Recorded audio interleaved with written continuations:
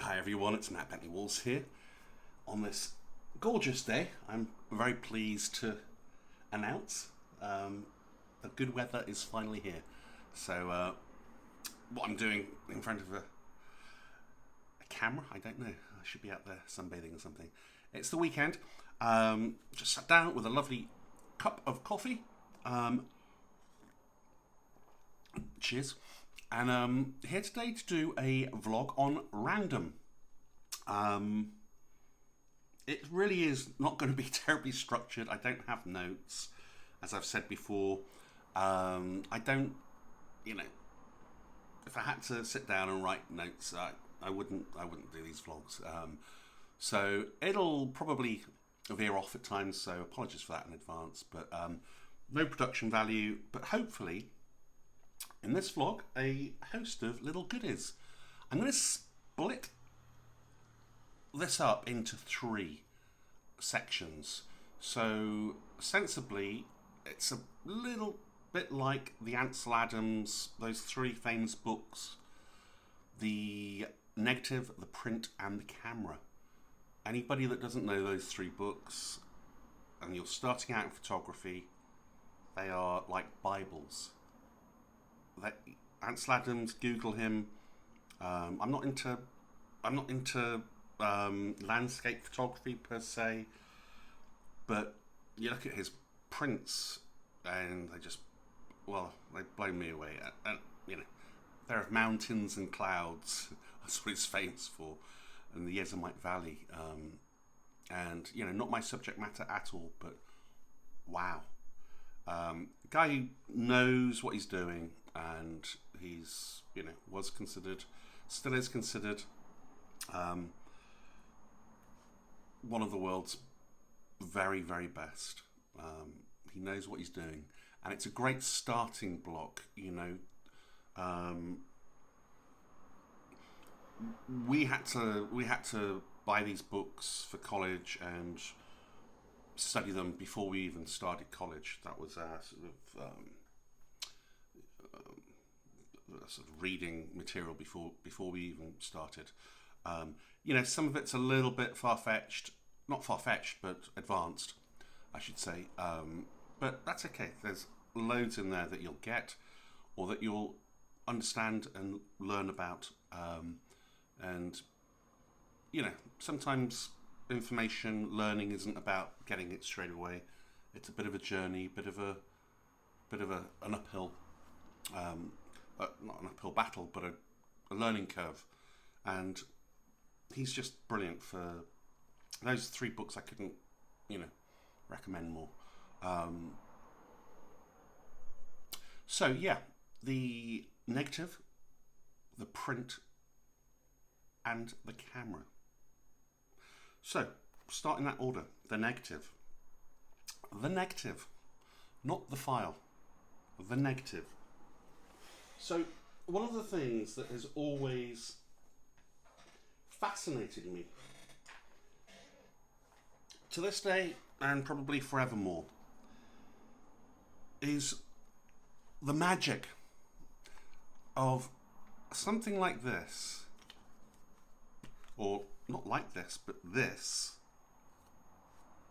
A little bit of film you load into a camera can become something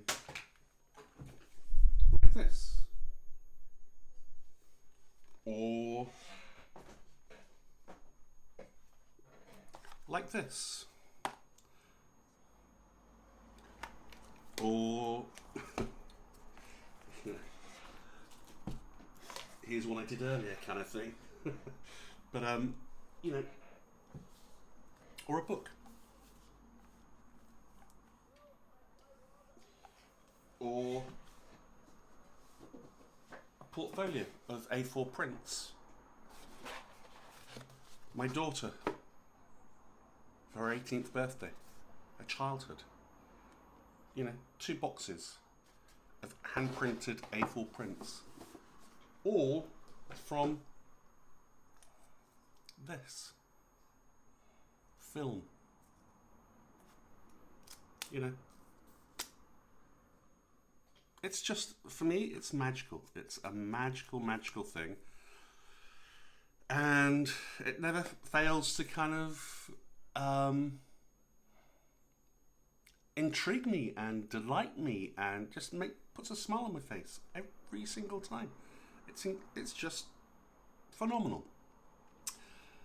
So, you know, why film? Oh, another one of these vlogs about film.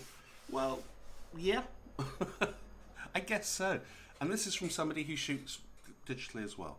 For me, digital files are great for colour, but I shoot black and white.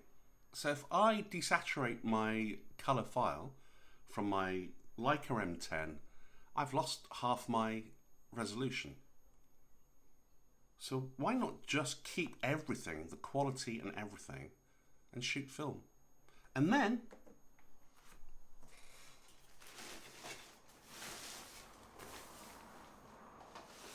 to keep costs down, develop it. Don't need a dark room. That's my dark room. 30 quid. $45, something like that. Patterson tank. Yeah, there's a little bit of an investment, but look, you know, what doesn't cost something, but it's not much. Just some plastic reels, developing tank, load, develop 2 films at a time. They do larger, they do smaller. 1 reel, 2 reel, 3 reel, 4 reel, not expensive. And once you've got it, there's practically, I can't think of anything that would go wrong. So, I'm going to go into that a little bit more as we go on, but for me, I'm getting to the point where I'm thinking maybe I'm going to sell my digital camera and just shoot film. It's what I do most of the time anyway. I leapt into digital when it sort of got up to speed, when it got good enough. And look, I've enjoyed every second of it.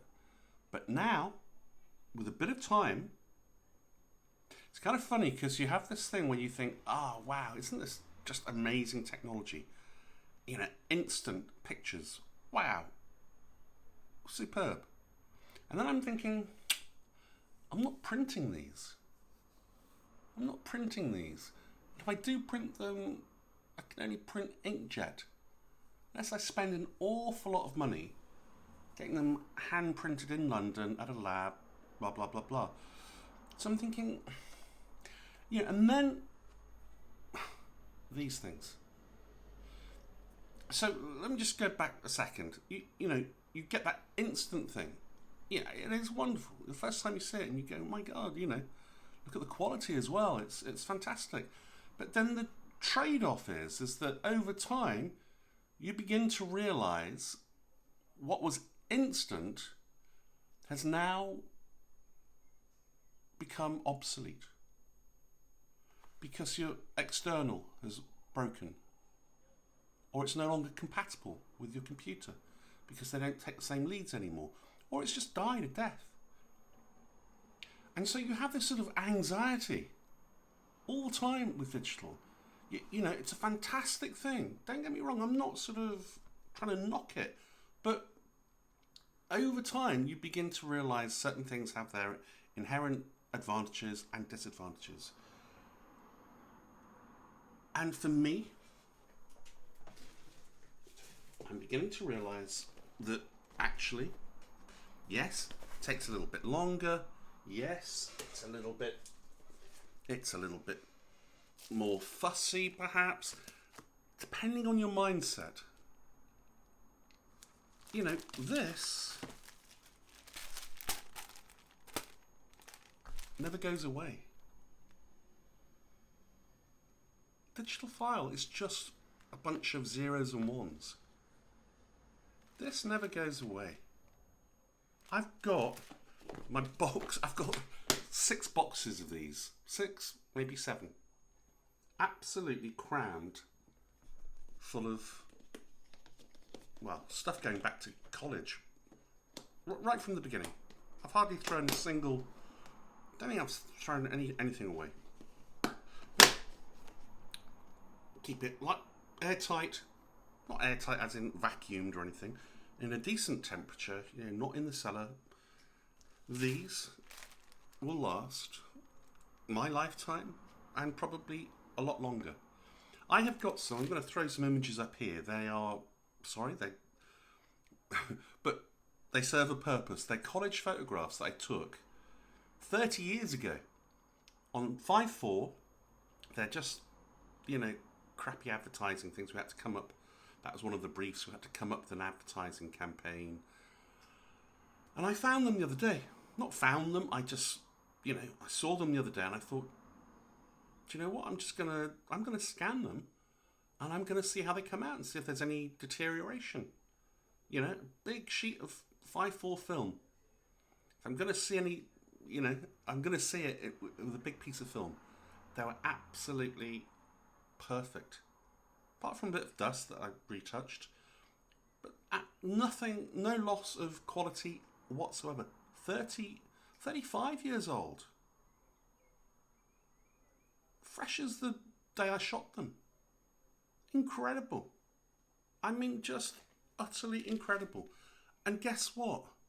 I didn't have to back them up, double back them up, triple back them up, pay 15 quid to Apple each month to store stuff in an iCloud. They're just here. In my box, going nowhere. Easy as you like. Easy. Just, store them in proper bags that are acid free, archival sleeves. Job's done.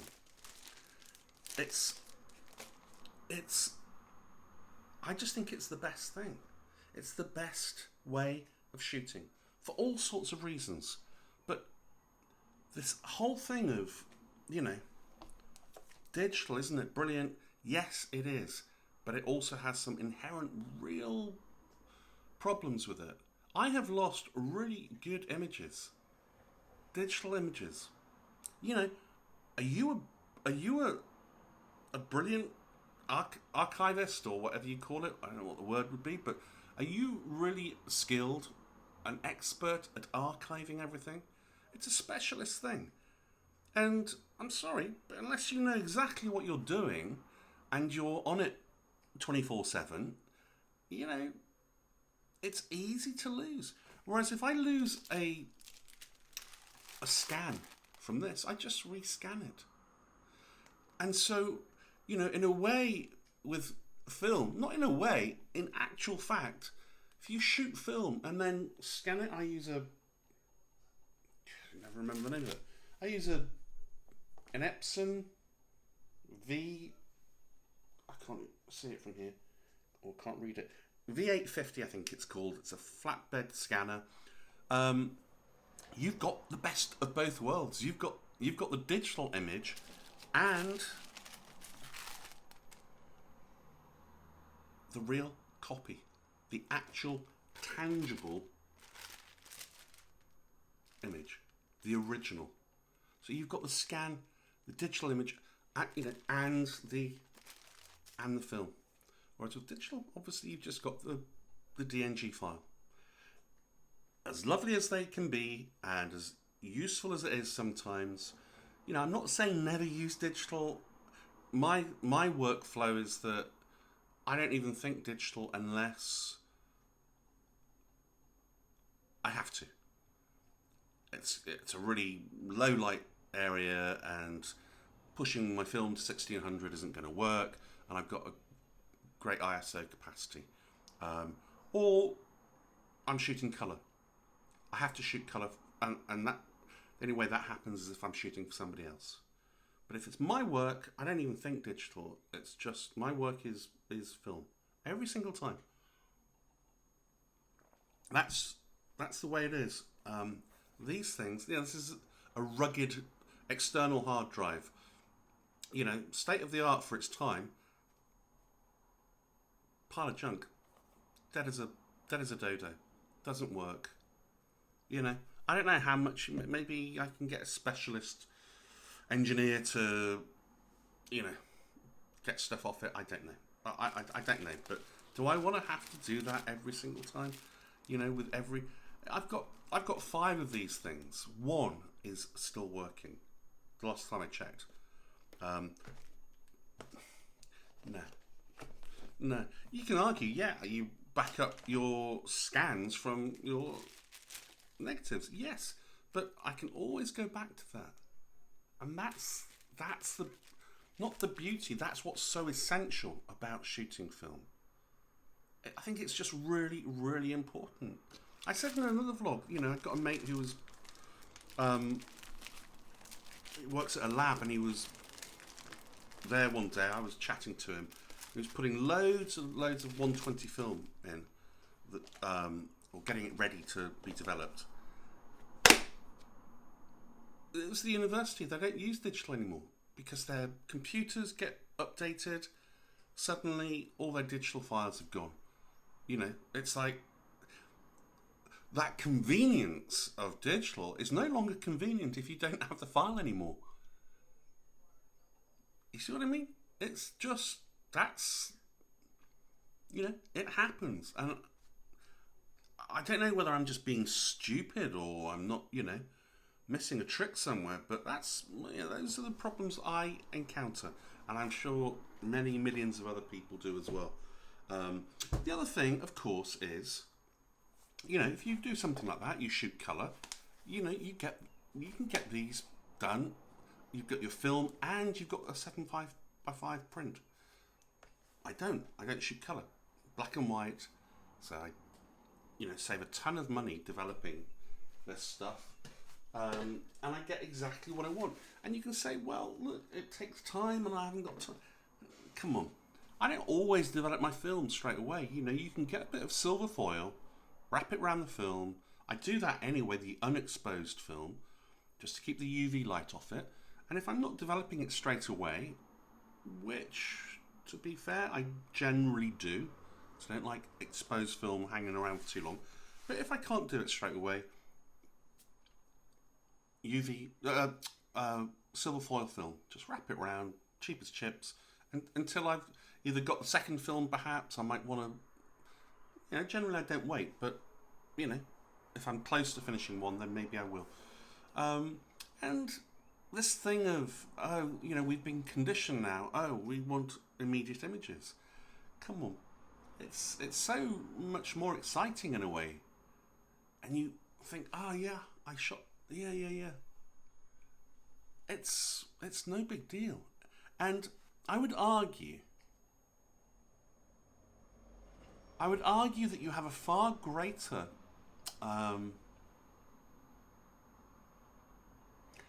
can't think of the word, but you because you have gone to the trouble of making sure the chemicals are at the right temperature, getting everything just right, you know, putting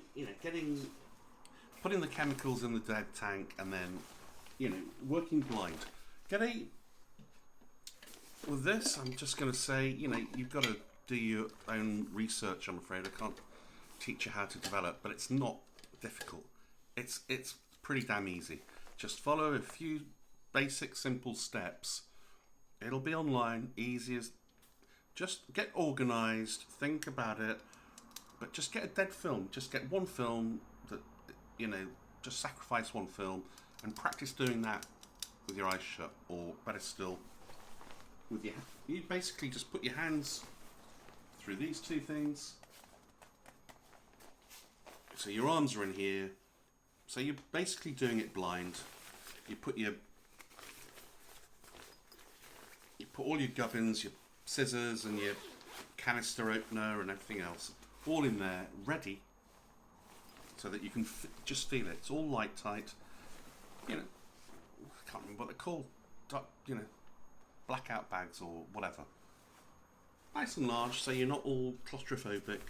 But just that's the main thing. Just practice. You just thread your film through there. You can see how it sort of works its way around, and a couple of ball bearings to catch the sprockets, just as your camera will grab the film and transport it as you wind on. And you just literally do that until, and then you can feel when the film is finished. Make sure you've threaded it through enough, far enough. do that, and that takes probably 10-15 seconds. You can feel when it's finished. Just get a pair of scissors that's already in the bag, cut it, slip it off, plonk it in there, top, and then you can come out of the bag, because that's all like sealed now. Make sure top's on nice and firmly, and you start your agitation for 10, 15, whatever your film is, and however warm the chemicals are. But easy, a dev kit in total will cost you, with thermometers to make sure your chemicals are right, and clips to hang on to the film as it's drying, and a hose. There are various little bits here. This is everything. So a measuring jug, thermometer, clips to hang your film on. I don't actually use these ones, but I use these ones. But that's just my preference. These are perfectly good as well. Something to take the end off the film canister, like a tin opener. You can see how basic it is, A couple of extras, just in case I've got 4 films and I don't have to wait for the other 2 to dry. A little measuring thing for smaller amounts. And that is it. I think that's, with the bag. And that, don't quote me, I haven't worked it out, sorry. But, Google it. You can, Patterson, P-A-T-E-R-S-O-N, do most of it. There are other mates as well. You're probably looking at 120, 130 pounds, $160, something like that. And that's once you've got it, you've got it. All you then have to do is buy chemicals, which aren't expensive. You just make it yourself. Most of them are either in powder form and you make them up yourself, or they're pre-mixed. And you just, it's so easy and it's so cheap. And you can say, well, okay, it takes time though, it takes time. Yeah, but when you've been involved and you've crafted and you've made sure everything's just right, and you look at those negatives when they come out right at the end and you go, got it right, bang on. And you feel so much more invested in it. You feel so much more integral to it. It's like an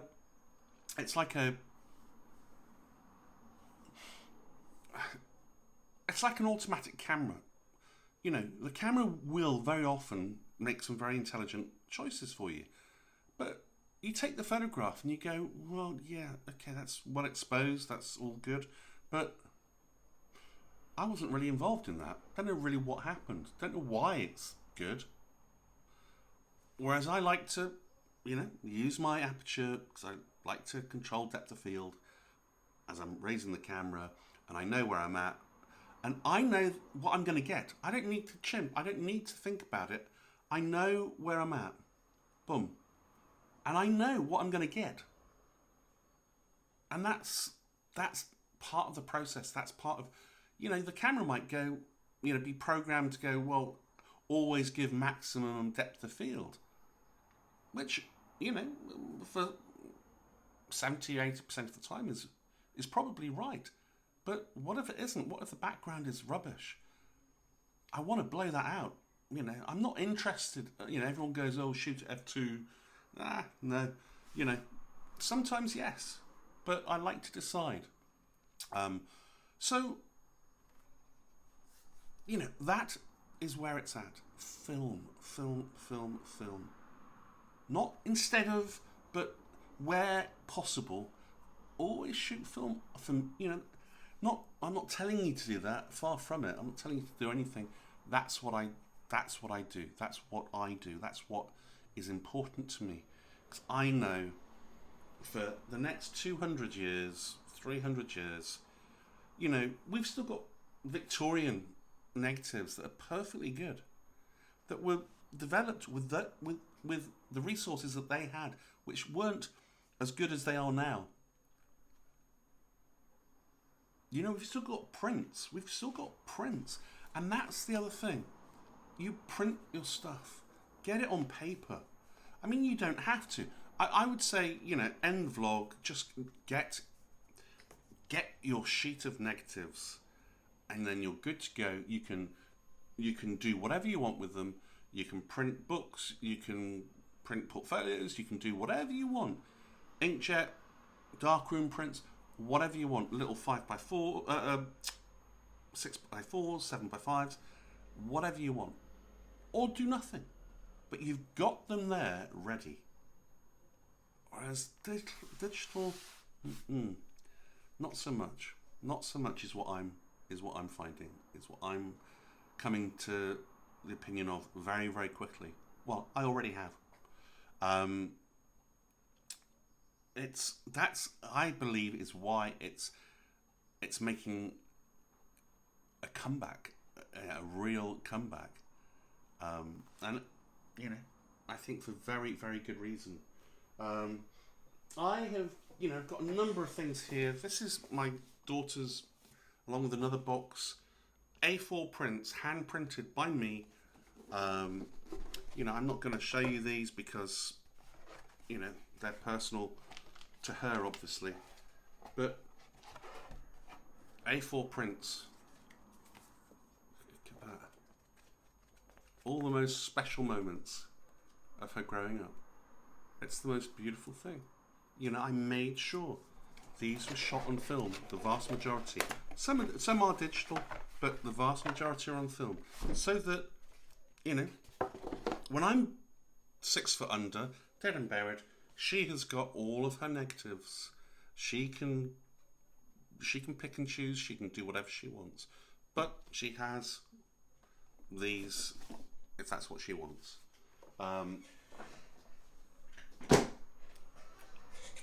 Amazing. Amazing. Beautiful. When I'm dead and buried, you know, I don't even know if digital's going to be around. I don't even know what's, you know. But she's got the prime source, the negative. So she can go and do what she wants from there on. It's a tangible thing, not a bunch of zeros and ones on my computer that's probably going to die in 2 years or 2 months, or, you know, or be updated and not compatible with, you know, all this kind of stuff. It's all technology. No technology. Nothing involved. No technology involved there. Just the negative. Just the negative. It's there forevermore. Kept safe in a plastic box. You know, £4. You can't argue with simplicity and fact, and that's what a negative is. It's a tangible thing. Yeah, don't get your fingerprints on it, but you know what I mean. That's the beauty of it. Well, one of the prime beauties of it.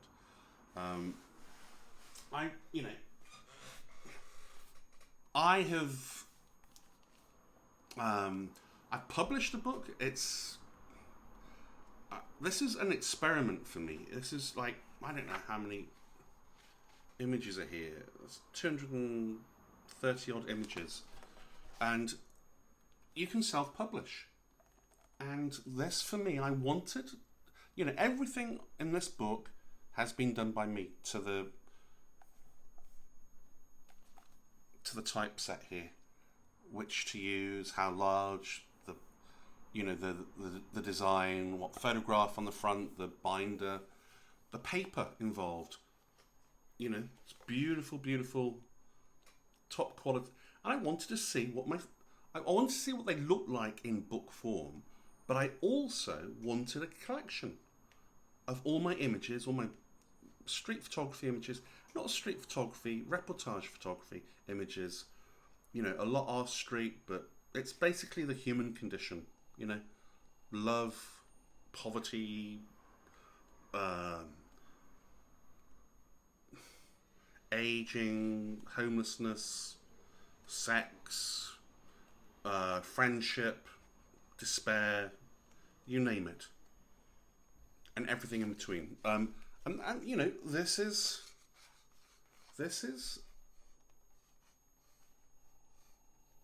you know, it was a brilliant exercise. Apart from anything else, in editing, which photograph comes next? What? You know, it took a long time. It took a long time to sort this out. And I wanted to go through that. It's another discipline that, you know, really, you know, I learned an awful lot from this. An awful lot. It's a fantastic thing to do. You know, it was very difficult at times trying to, but you know, I've done it. I've got it, and it's mine, and you know, it's there forevermore. You know, equally, you can just do. You know, I've got Inkjet Prints 16. What are they? 1612, something like that. Epson.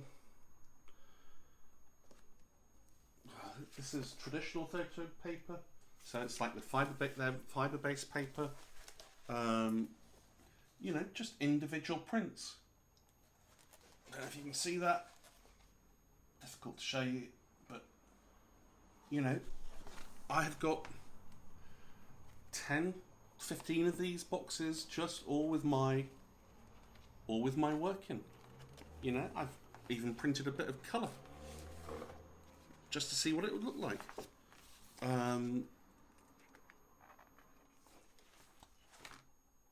Do I like it in colour? You know, this kind of thing. When you see it in paper form, as opposed to just on the computer screen, you know, it takes on a whole different thing. It's a very, this is all colour. I've pulled out the wrong one, but no, there are a few black and whites, but anyway, you get the idea. 1612, beautiful paper, inkjet. You know, I was never really a fan, but you know, this traditional stuff is pretty good, and it's, you know, it's moved on hugely as well. And I think for colour, it works really, really well.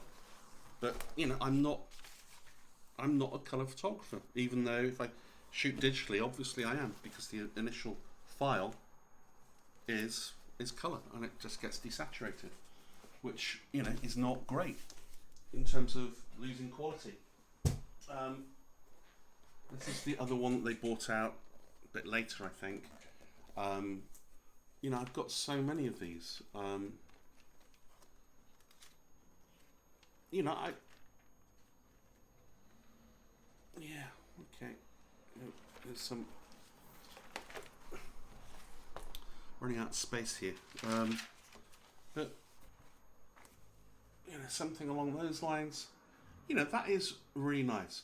The difference between an inkjet and a wet print is that the ink sits on top of the paper rather than in the paper. If you have a darkroom print, a wet print, it's in the paper, not on the paper. But so, you know, if you hold that at a slight angle, you'll start to see things that you don't see with a traditional silver gelatin print. But you get the idea. You know, it still looks pretty good for what it is. You know, well worth doing. What's this one? Yeah.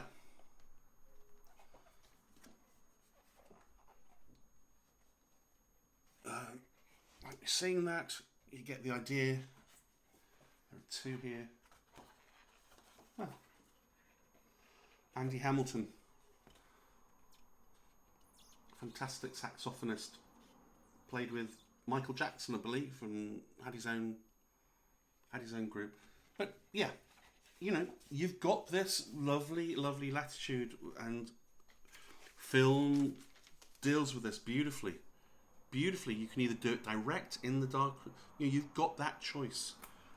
Not so with digital. Digital, you've got to inkjet, pretty much, unless you want to spend huge amounts, and I mean you know, £100 a print. You know, Metro Imaging in London. Sorry to anyone watching outside of the UK, but you'll have your own equivalent labs. Metro Imaging in EC1, London EC1, is just an amazing place. I get 5.4 images. I keep saying 5.4, 6.4 images that I send on to them online, and I get them the next day, and they're fantastic quality. Fantastic quality. Far better than you get from, a supermarket. This is just another way of doing it. This is a moleskin A3, I think. And this is a scrapbook. It's got a lovely little, moleskin thing that they always do. A wrap over, which keeps it closed. And lovely archival paper, so it doesn't corrode the print. And I've just stuck it in with, where am I? Stuck it in with a bit of non-acid glue, and it's flexible, so that when I turn the pages, it's not resisting a turn. And it's just, I've taken this idea from Cartier-Bresson. He did a fantastic scrapbook. And it's a fantastic way of learning to edit as well. Little prints, 6.4, 7x5s. How do you edit? A woman down in Dartmouth, shop owner. It's a portrait of her, and then, a completely different shoot, many years different between them. A guy slamming a basketball home. Both arms are up. I don't know. That was one idea, and it's there as an idea. This is it's actually the same person, but just different photographs taken at different times.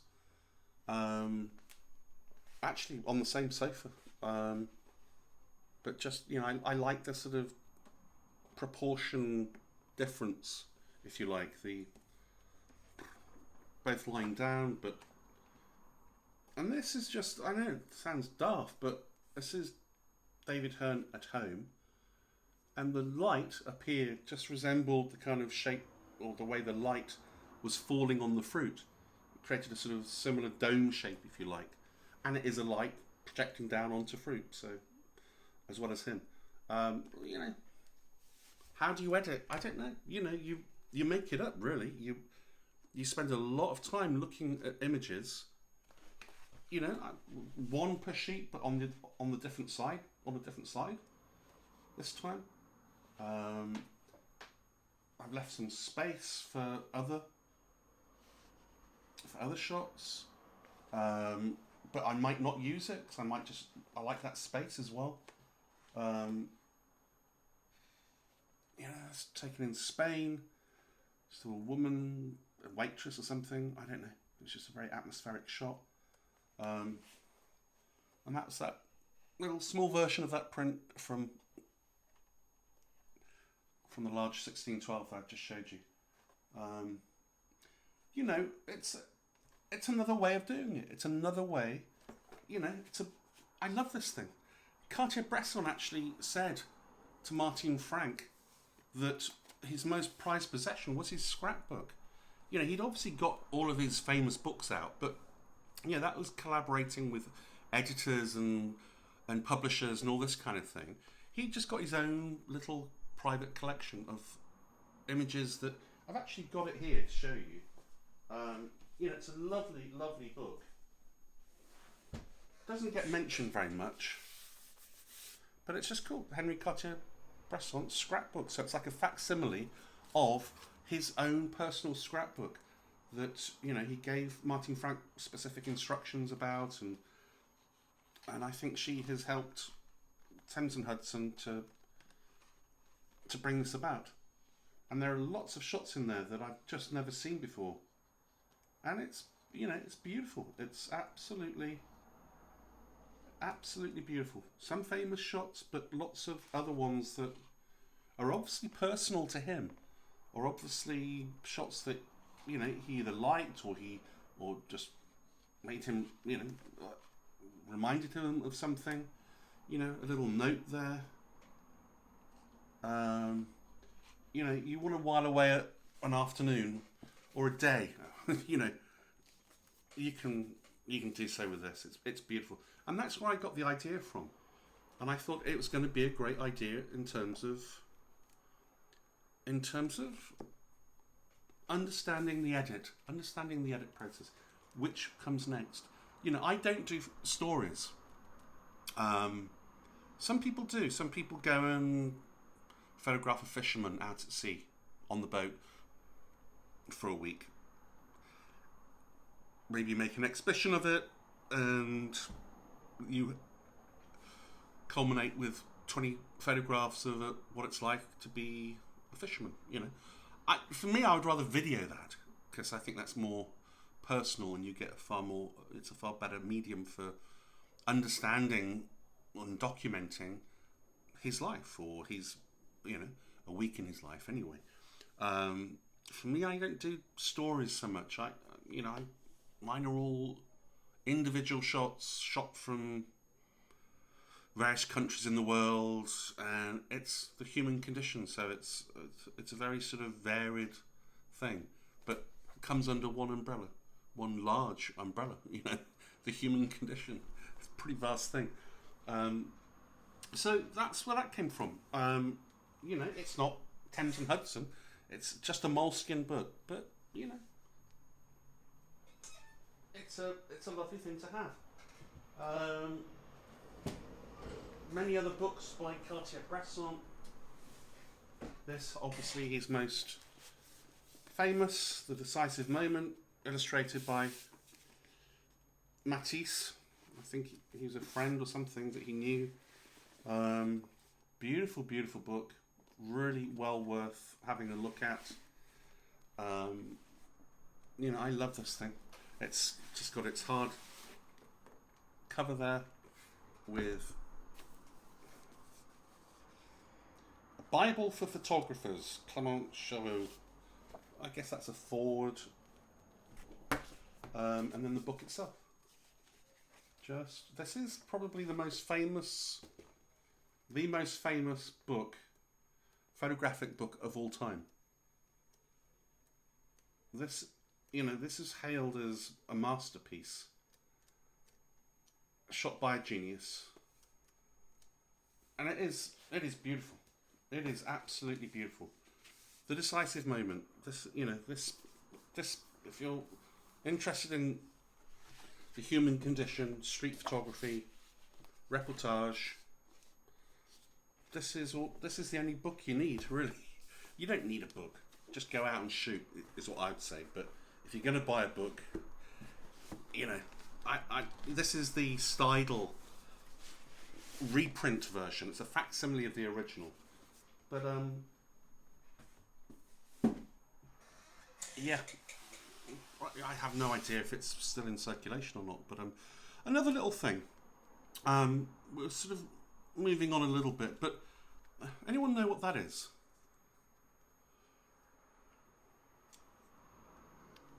Flexible.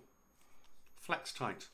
So, for negatives, what I thought would be a good idea, every couple of years, when I've accrued enough, a number of images, let's say 15 or 20 images, I literally take them out of the bag, put them into its own bag, and I will go to London. There are various places in the country that have Hasselblad flex-tight scanners. I'm going to show you a version here. They're not flatbed; they stand upright, and they're amazing, amazing scanners. And this is the neg holder, in effect.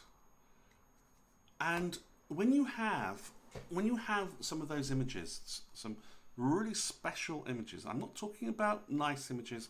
I'm talking about, like, I've shot 200 rolls of film or whatever. I can't think what I'd shoot over 2 years. I have no idea.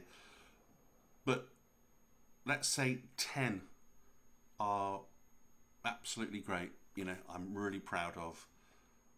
A lot of film, only a couple of images are going to be absolutely, full frame, are going to be good, are going to be really, really good. Those images I take down. I'm going to show you some examples here of the difference between a good flatbed, the Epson V850 or whatever it's called, and a Hasselblad scan. When you have a Hasselblad scan, you can blow this thing up to the size of the wall. I mean, these scans are amazing. And so what this is, I actually sent off for this. It's my own personal one, but it allows me, I can show you, it allows me, I like to shoot full frame, so I have the recess, the black, so you see the sprocket holes, which individualizes the image for me, and it says to anybody looking at it, this is what I saw. Love it, hate it, being different to it, this is what I saw. And so this is a slightly wider version. You just simply open this up, pull this off, and it's magnetic. It's really kind of, it feels like lead or something. It can't be lead, but well, maybe it is. No, I don't think lead's magnetic. I don't know. Anyway, so you put your strip of 6 on there, like so. And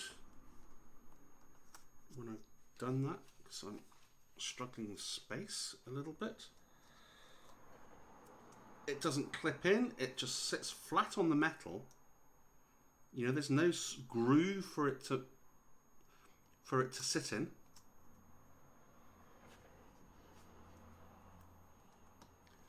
And you just flap it down. Sorry, you weren't able to see that, but you just flap. You seal the sprockets there. You seal the sprockets, and you get that black border, which I really, really like. And the brilliant thing about this is that with film, you get a curvature. I get another piece out. It varies from film to film. Not the curvature like that, but you get a curvature like that. It's only slight there, but it is a curvature.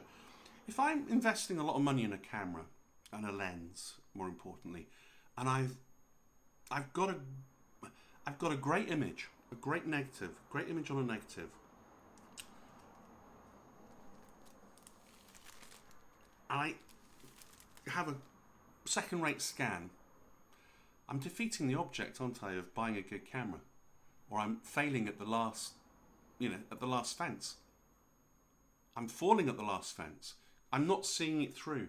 Great camera, process the film, rubbish scan. Maybe not rubbish, but not as good as it could be. This is the best scanner in the world. And what it does, it not only straightens it out with this thing, but as it goes in, as you feed it through, you put this thing back on, you feed it through, and it fits around a drum. I think it's a glass drum or something. And it stretches out. It doesn't literally stretch, the film. It won't snap or anything. It just fits around that glass scanner, and so you get a perfectly flat piece of film. Perfectly flat. And then, to top it off, you get a condenser lens. I think it's cool light and a condenser lens. So, in other words, you get more out of that negative than you have ever seen or thought possible. Grain suddenly takes... I'm going to show you this. I'm going to pop this up now. So I'm going to mark that so so I know where to pop it in. That's the difference.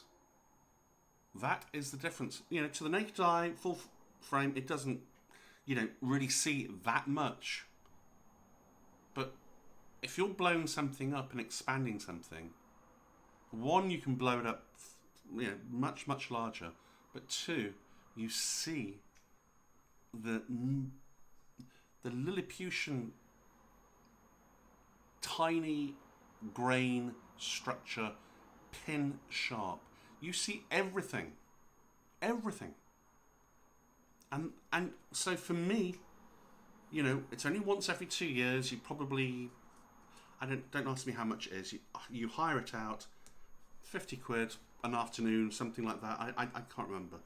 And it's pretty much like scanning anything. It's no more difficult. But you get these phenomenal scans back, and you've got them there as your as a you've seen it through. You've seen it through. You've got a fantastic file from this. If you're not, well, you've just got, you can do what you want with it then.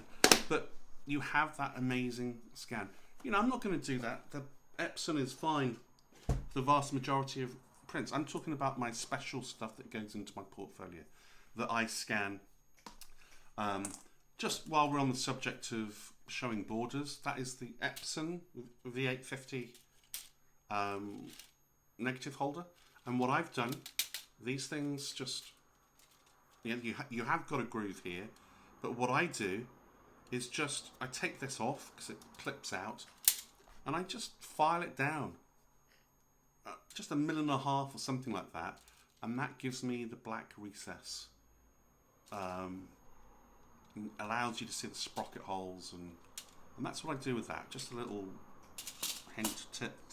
A lot of you probably know it. I don't know. And so that's what I do with that. Once every couple of years is no big deal, is it? And it's not very expensive, and you get the best from your negative, the absolute pinnacle. Now, I should say that Hasselblad, they're X5s and X1s, and I think there's very little difference apart from speed. The X5 is a bit faster, I believe. But check, you want to make sure it's a condenser lens. But more importantly, because Hasselblad no longer do them or make them, these files were 3F files, I think they're called. Remember 3F? Anyway, unless you've got a laptop or a computer that is compatible with the software that you can still download from Hasselblad, then you're not going to be able to open them.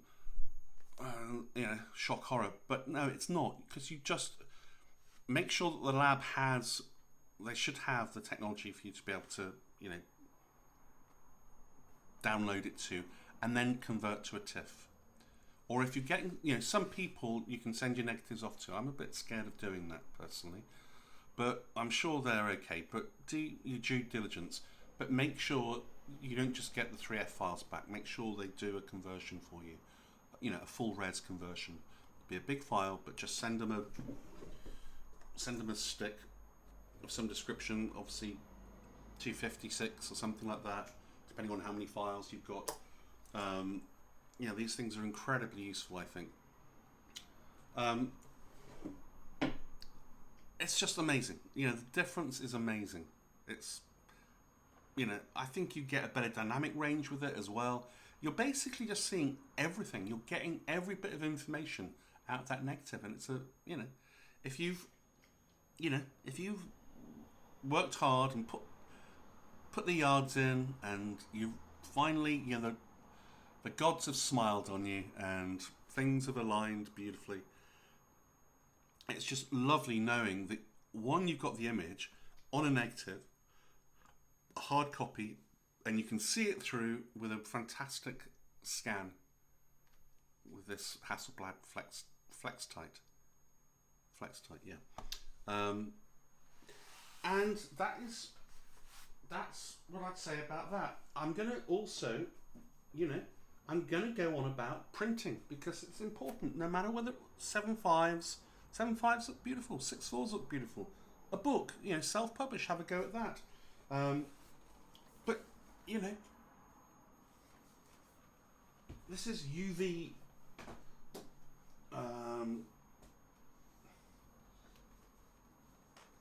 Be a little bit careful here. UV protected glass with museum rag card. It's a bit dusty actually, but you know, the final thing, you've put all the yards in. You know, I'm not saying go to those lengths, but get the print at least. You can decide later what you do, but print it whatever size you like. Frame it or not, doesn't matter, but get prints. Get prints. Print your work. Even if it's just cheap scans, get prints. You know, most people won't do that. They'll shoot it with an iPhone and the computers go on the blink and they've lost a load of stuff. Print. Get prints. I don't know if you're seeing that, if you're getting reflection off it. So I'm moving it about a bit, but you know, really, really important, I think. And then also, I'm just going to show you this last bit before I move on to cameras.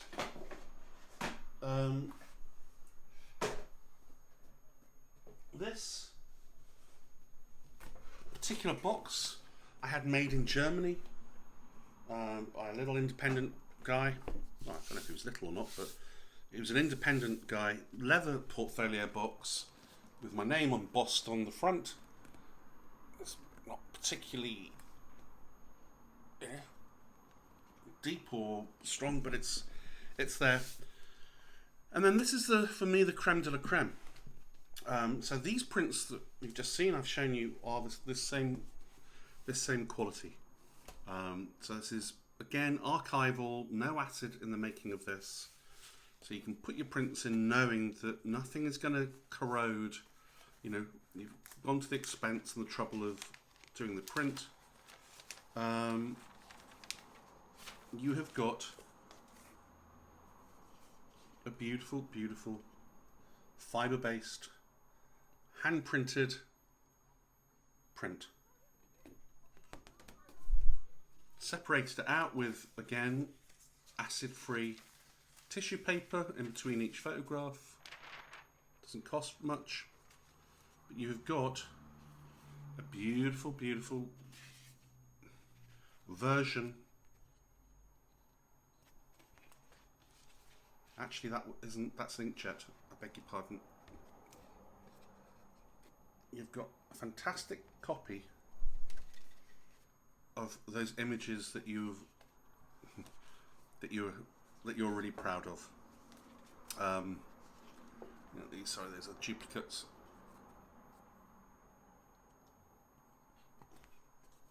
And these will last again 200-300 years, or until, you know, somebody, you know, destroys them or whatever. They're not going anywhere. They're not going anywhere. And this is the main thing for me.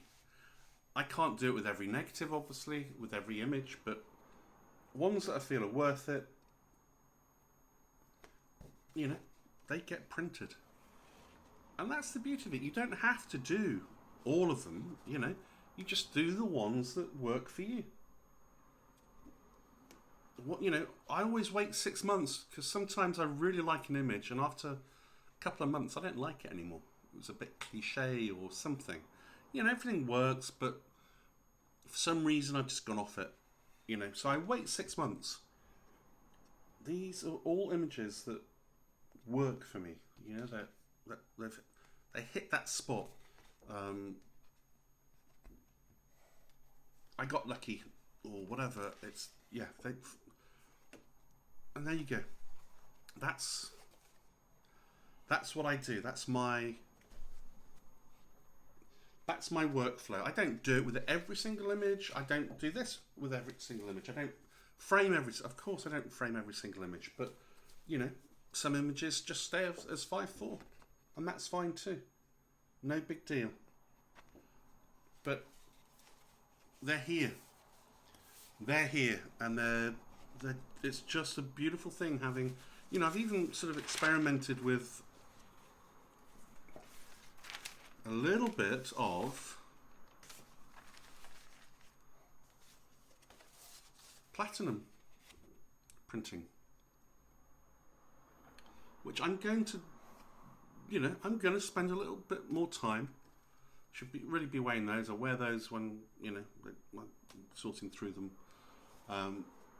But that is a beautiful, beautiful process. Google it if you don't know of it already.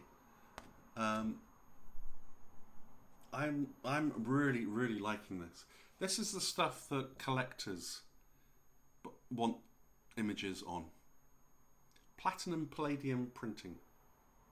It's a beautiful process. You don't need a darkroom, and the quality is quite astonishing. It's something I've never done before. I had this done just to give me an example of what it's like. Very special. It's one of the earliest forms of printing, and it's intriguing.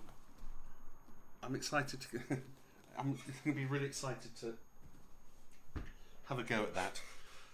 So, last but not least, the camera. That's what I use, that. Keep it simple. Don't buy lots of lenses, in my opinion. Buy one lens and get very good with that lens. Don't use soft releases, don't use thumbs up, because it's just extra weight.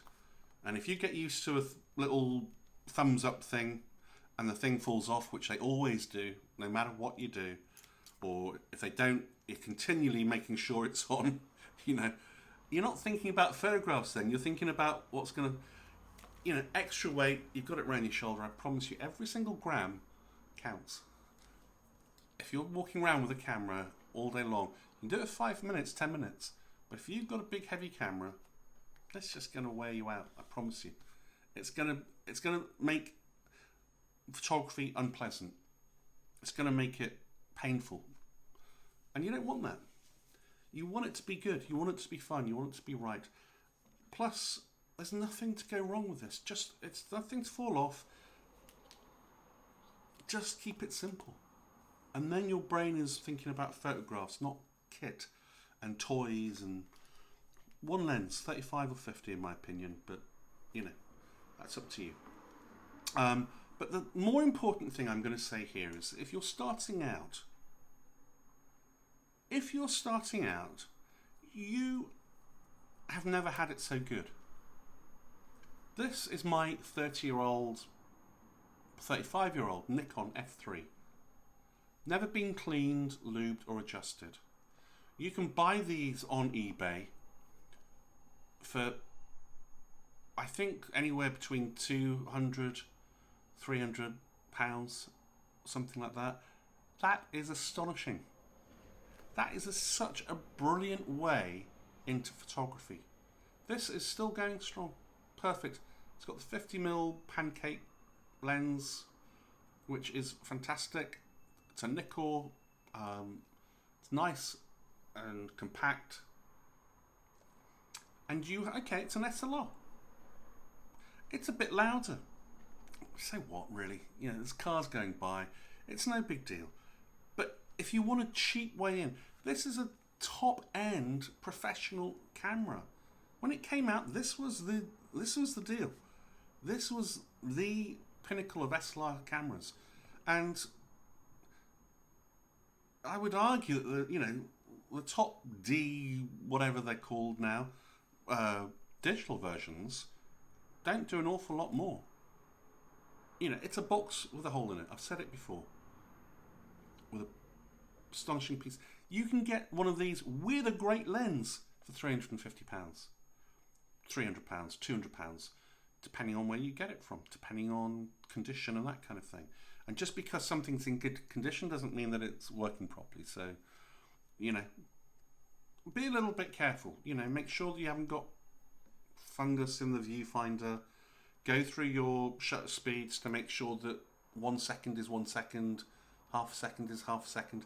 You don't time it, obviously. You just, you move it, and then you can hear it's a bit quicker. It's a bit quicker each time. Make sure it's not sticking. And equally, make sure that I